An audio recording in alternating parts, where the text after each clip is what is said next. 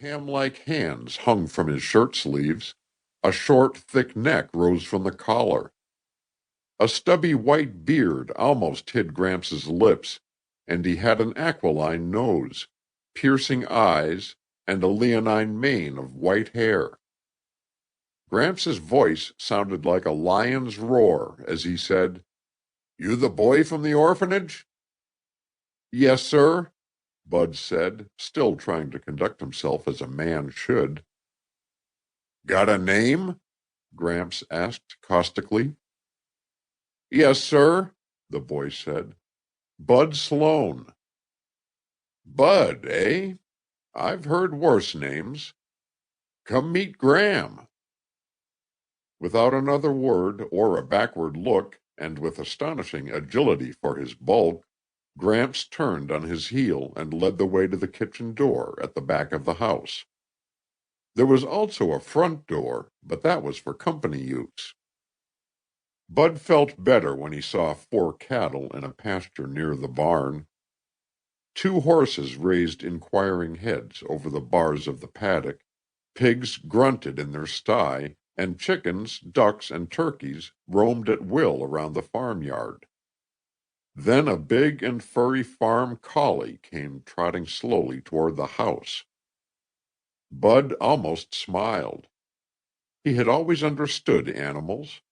He did not know why, unless it was because they always accepted him for what he was, and never cared where he came from or who supported him. His most cherished memory of the orphanage was a pet kitten he had had there. His first heartbreak had come when the kitten had been killed by a passing car. Seeing the animals here seemed somehow to remove half his burdens. Bud turned for a last look at the dog before Gramps opened the door and he entered the kitchen to meet Gram. "Why, Allen, how wonderful you're here at last." Bud writhed, for although his proper name was Allen, he hated it. Gram was taller than Gramps and slim. Her hair was gray. 60 years and 11 children had left their mark on her face and work-worn hands, but her tread was lithe and easy as she advanced on Bud. When she stooped to enfold him in her arms, she seemed taller than the Eiffel Tower. Gram planted a resounding kiss on his cheek. "Welcome, Allen, and may you be happy with us." Bud sputtered and squirmed away from Gram. It was the first time he could remember being kissed, and he considered it a degrading experience. He looked up to see Gramps regarding him balefully. "You told me your name was Bud," Gramps snorted. "It is." "Pooh," said Gram. "It's Allen written on the card, and it's Allen I'll call him. Have a tart, Allen."